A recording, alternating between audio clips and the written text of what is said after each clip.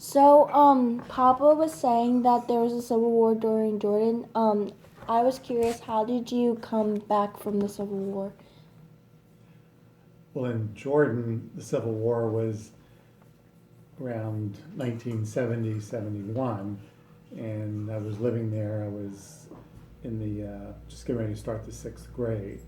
So what happened there was that my dad just came down to the house one afternoon, and he said that the fighting was getting too close to where we lived, and that all the women and children were going to get in taxis and go to Beirut, Lebanon, which was about 300 miles away. So for the Jordanian Civil War, I left in a taxi cab with mom and my siblings, and then we stayed in Beirut for a year and then came back. Now the other Civil War, the Lebanese Civil War, that was different. That was in 1975, 5 years later, when I was studying in Beirut, Lebanon, and I was in the 10th grade and the war started. And it started in the spring of that year when I was finishing up 10th grade. I went home to Jordan for the summer, and when I came back in the fall, the fighting was continuing. And every day before school started, we had to get on the radio and see what roads were safe to go on to get to school. And then it got to be too dangerous. There was just fighting everywhere, so the school shut down for an indefinite period of time. So that's where my father asked the family I was living with to hire a taxi to take me from Beirut, Lebanon to the Jordanian border. And because there was fighting in certain areas, the taxi driver had to go a long way to get there instead of the shortest way. Weren't there like checkpoints to make sure that you were like a certain religion? Yes, there were checkpoints, and I was very scared when we got to one checkpoint where it had Palestinians.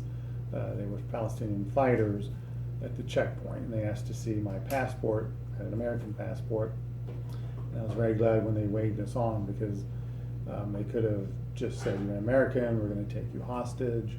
So I was very fortunate that that was the only checkpoint we ran into, and the folks there let the taxi driver and me go through. So needless to say, I was nervous the entire trip. So until we got out of Lebanon into Syria, which took about, I'd say, 3 hours, it was a very nerve-wracking time.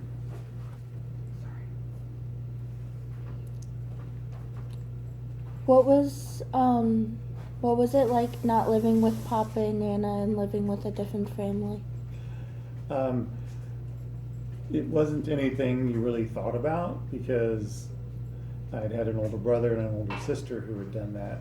There was no American high school in Jordan, so I knew once I finished the 8th grade, I was going to go away to Beirut, Lebanon for high school. I actually really enjoyed it. I lived with another family. They had a son who was my age and a son who was older, and got to be really good friends with them. And it wasn't a boarding school. It was just living with another family, and I had known them for years, and it was, a very enjoyable experience. How often did you see Papa, Nana, and like Aunt Karen, Uncle John, and Aunt Lydia? When I was away at school, I would see them for Thanksgiving, the Christmas holidays, spring break, and then all summer, sort of like college students. But then when my older brother and sister graduated from high school, they weren't in the region, and so they were in the United States. I was still, going to school over there, and it would be only in the summertime that I would see them. What year did you come over to the United States? I came over in 1975 when I was starting the 11th grade. What did your school look like in Jordan? Like, what would you do on a daily basis at school?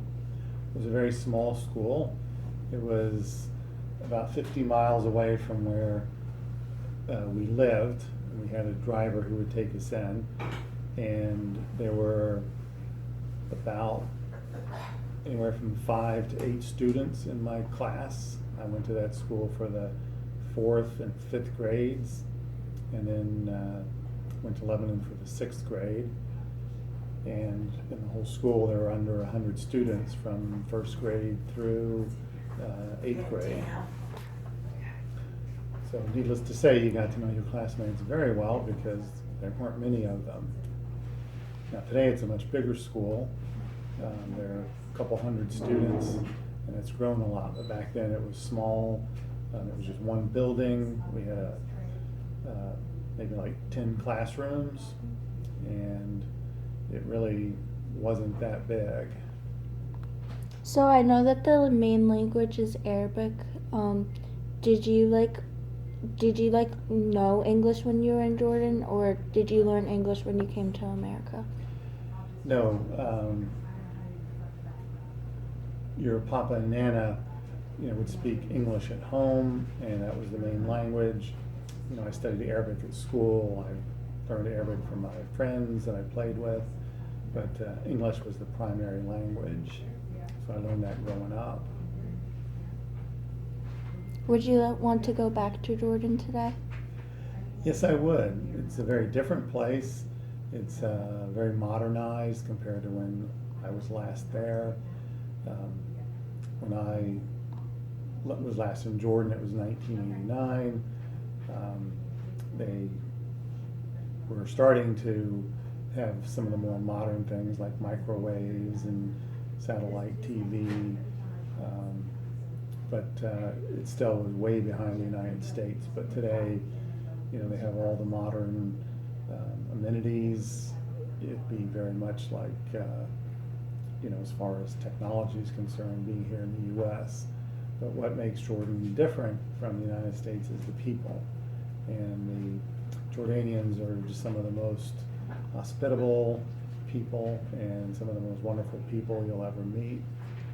And so I guess I would love to go back there and see some of my friends who are still there, and also just be in the country that I was born in and raised in. How did you used to take showers? Well, it depended on what time of the year it was. We used to take showers just like you would in the United States. You would turn on the shower and you would take a shower, or you could take a bath. During the summer, the water was usually rationed because it didn't rain in Jordan, at least the part we were in, from about May until September, October. Totally dry season. And so during the summer you had to conserve water. And there were times when there was such a shortage that we couldn't take showers. We would fill up a bucket with warm water and use that to kind of take a sponge bath. And then we didn't throw the water away down the drain. We would scoop the water out of the bathtub where water may have spilled out, or we may have used it to rinse our hair. Then we would use that to flush the toilet. And then, for example, the dishwasher, the water we would wash our dishes in, we would use that to water plants outside. So in the summertime, water was usually rationed, and you really couldn't take a shower. You would just use a bucket of water and kind of take a sponge bath. So what's the story behind the Roper Building? The Roper Building is the house that I grew up in. It's made out of stone and concrete. All the exterior is made of pieces of stone like a 1.5 feet long by 6 inches deep. They were all hand carved, and it's a 2-story house with a huge basement. And because our family lived there for over 20 years, when the house, along with all the other buildings on that compound, was